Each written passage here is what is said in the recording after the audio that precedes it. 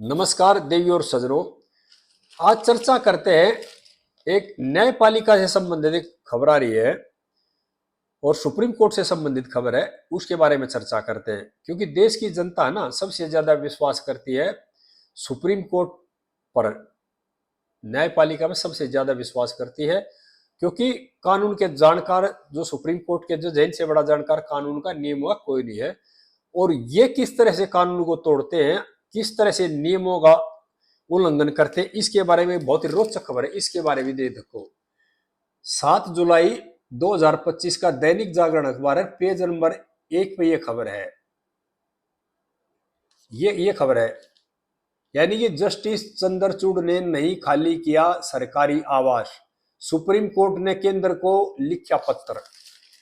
Chief justice of India, पूर्व जो chief justice थे डीवाई चंद्रचूड़, जब वो चीफ जस्टिस थे तो उनको सरकारी घर मिला था। हिंदुस्तान में चीफ जस्टिस के लिए एक निर्धारित बंगला है, वो चंद्रचूड़ जी को मिला था। उन्होंने रिटायरमेंट के 6 महीने बाद वो बंगला खाली करना था, लेकिन उनको रिटायरमेंट हो गए 8 महीने, यानी कि वो 20/11/2024 को रिटायर हुए थे, बंगला खाली नहीं किया। उसके बाद में जो सीजीआई लगे थे माननीय संजीव खन्ना जी, वो भी रिटायर्ड हो गए, उनको भी इस बंगले में रहने का मौका नहीं मिला।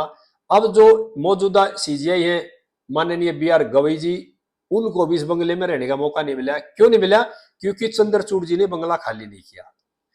और कारण बताते हैं अपने घरेलू कारण। घरेलू कारण हर एक आदमी के साथ जुड़े हुए हैं। जो भी सरकारी नौकर होगा, जो नेता होगा, जो मंत्री होगा, जो संतरी होगा, सभी के साथ जो भी सरकार से तनख्वाह ले रहे हैं वे सरकारी नौकर हैं और उनको सरकारी आवास मिलता है, तो सभी के साथ ये कारण जुड़ा हुआ है। रिटायरमेंट के बाद अपने घर में जाएंगे, लेकिन इन्होंने 6 महीने की अवधि खत्म होने के बाद भी ये बंगला खाली नहीं किया।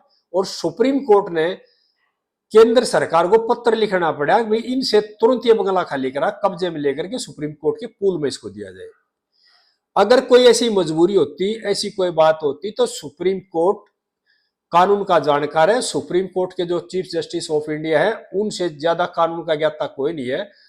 अगर उनकी कोई जेन्युइन मजबूरी होती है, इस तरह की होती है, तो इस तरह पत्र लिखने की नौबत नहीं आती। क्योंकि पत्र लिखने की नौबत जब आती है जब उनको ये पता लग जाए कि ये बंगला खाली नहीं करेगा, और आदमी की नीयत का पता लगे, यानी कि आदमी की नीयत में जब खोट होता है ना, विवाद जब शुरू होता है। अगर आपकी नीयत साफ है तो विवाद शुरू नहीं होता। विवाद शुरू का होता है जब नीयत में खोट हो रहे हैं। जब सुप्रीम कोर्ट के पता लग गया भी 8 महीने की अवधि होगी, ये खाली नहीं करेगा, तो फिर उन्होंने केंद्र सरकार को पत्र लिखा। यानी कि देश की पूरी जनता न्यायपालिका पे विश्वास करती है आंख बंद करके। अगर हमारी न्यायपालिका बहुत अच्छी है और सबसे बड़ा न्यायालय का जो दरबार है सुप्रीम कोर्ट, उसके सबसे बड़े पद पर रहे हुए आदमी चीफ जस्टिस ऑफ इंडिया रहे थे डीवाई चंद्रचूड़ जी। बड़े बड़े फैसले देते थे, बड़ी बड़ी वीडियो बना के डालते थे, कहते थे कि मैं तो जो फैसले लेता हूं ना, भगवान को देखकर, भगवान को के बारे में सोचकर, भगवान को शामिल करके इस तरह की बातें करते जब फैसले लेता हूं। प्रधानमंत्री जी को अपने आवास में बुलाया था, उसका वीडियो भी डाला था। यानी कि देश के सबसे ज्यादा कानून के जानकार वो खुद नियम को तोड़ रहे हैं। तो देश की जनता क्या सीखेगी? देश की जनता नियम तोड़ना सीखेगी वहीं से। जो कानून के जानने वाले लोग, जो नियमों को जानने वाले लोग, वही नियमों का उल्लंघन करेंगे, वही कानून को तोड़ेंगे, वही नियमों को तोड़ेंगे। तो देश की जनता, देश के आम नौजवान जो बच्चे हैं, आने वाली जो पीढ़ी वह क्या सीखेगी? वह यही चीज सीखेगी। अब उनका कुछ नहीं बिगड़ा तो मेरा कुछ नहीं बिगड़ेगा। इस तरह की बातें हमारे नेता भी करते थे। मुख्यमंत्री जी ने आवास खाली करना पड़े, टूटी चोरी करके ले गए। एक मंत्री जी ने खाली करना पड़ेगा और सारा घर का सामान, जो सरकारी सामान था, उसको निकाल के ले गए। कई बार ऐसे झगड़े हुए हैं कि मंत्री पद चलेगा, बंगला खाली करना पड़ेगा, खाली नहीं करा, कोर्ट तक मामले गए, कोर्ट ने ऑर्डर किया, खाली हुए। इस तरह की बात है। लेकिन जो खुद कानून की व्याख्या करने वाले लोग, खुद कानून को सबसे ज्यादा जानने वाले लोग, वे नियम तोड़ेंगे तो फिर देश का क्या होगा? और देश की जनता क्या सीखेगी? देश की नई पीढ़ी क्या सीखेगी? और देश की जो जनता कानून क्यों नहीं तोड़ेगी? क्यों? आदमी सीखता अपने बड़े से।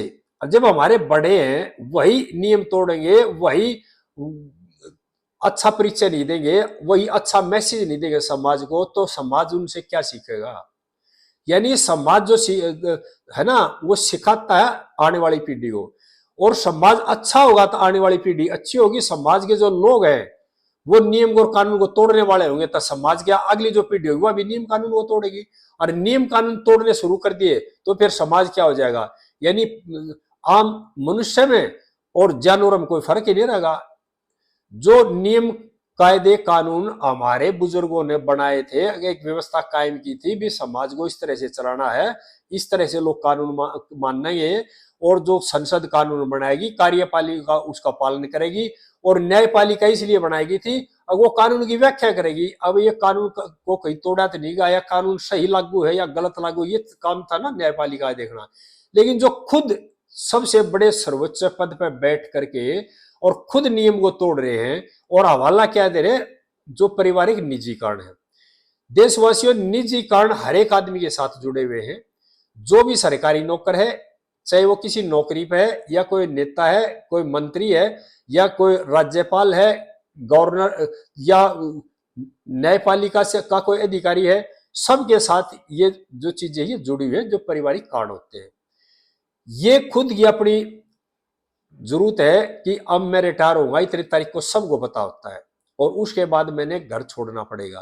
तो ये व्यवस्था उसने पहले ही हो जानी सोचनी चाहिए थी, भाई मैंने इतने दिन के बाद ये घर खाली करना पड़ेगा। लेकिन क्या है, कानून और नियम सोचते दूसरे के लिए है, मेरे लिए कोई कानून नियम नहीं है। और ये जो मामला है ना चीफ जस्टिस से संबंधित मामला, इस तरह के मामला हमारे नेता भी करते हैं। जो नेता पद पे नहीं रहता वो ये चाहता है कि मैं इसी घर में रहूं।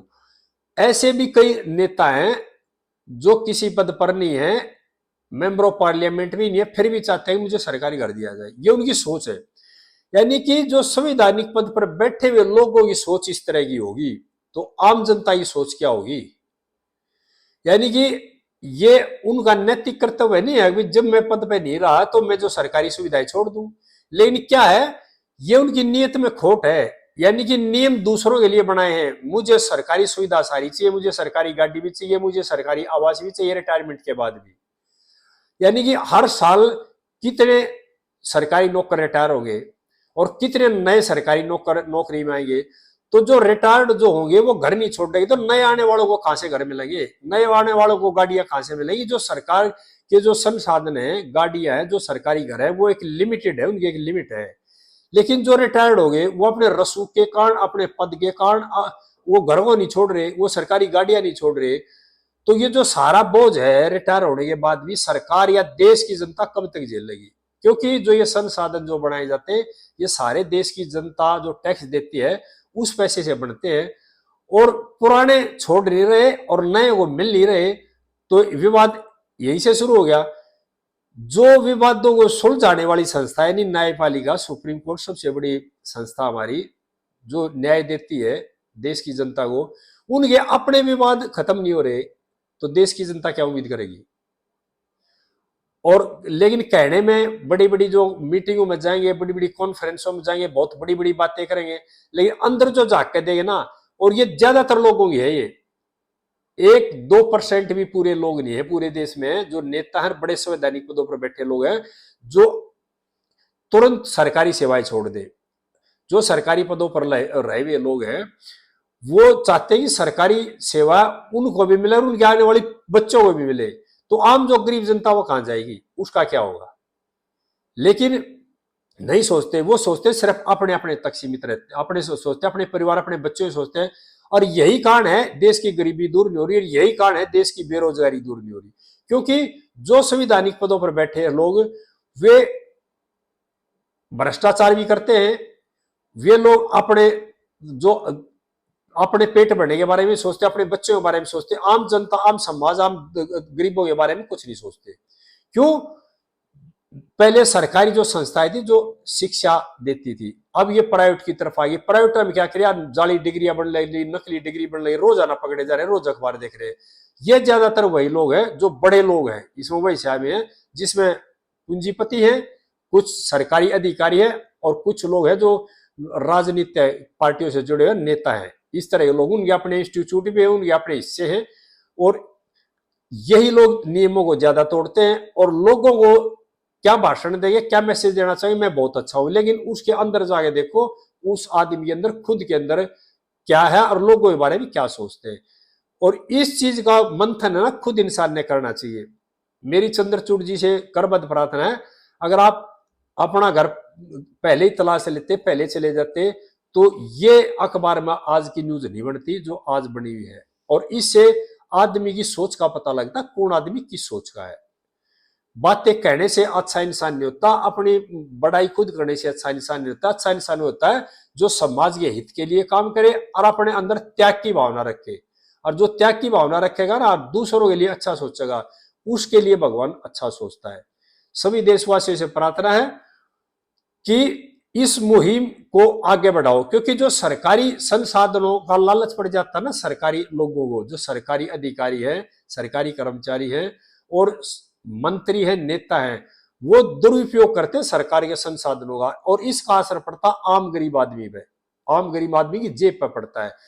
तो इनके खिलाफ एक मुहिम चलाओ और एक आवाज उठाओ कि जो आदमी रिटायर्ड हो गया वो तुरंत सरकारी सहायता नहीं लेगा, सारी सरकारी सहायता छोड़। अगर ये हर डिपार्टमेंट में जितने ब्यूरोक्रेट्स नौकर सारे रिटायर होते हैं वो भी सरकारी सुविधाएं नहीं छोड़ते, गाड़ियां भी रखते हैं, नौकर चाकर सब रखते हैं। इनके खिलाफ भी एक मुहिम छेड़ने की जरूरत है देश में, अगर देश को आगे ले जाना है तो। क्योंकि ये जब तक नहीं सुधरेंगे, संवैधानिक पदों में उच्च बैठे हुए लोग जब तक नहीं सुधरेंगे, जब तक देश नहीं सुधर सकता, ना देश की गरीबी दूर हो सकती और ना देश की बेरोजगारी दूर हो सकती। सभी देशवासियों से प्रार्थना है इस तरह की बातें फिर शेयर करते रहेंगे, और इस वीडियो को ज्यादा से ज्यादा शेयर करें, चैनल को सब्सक्राइब करें। जय हिंद देशवासियों।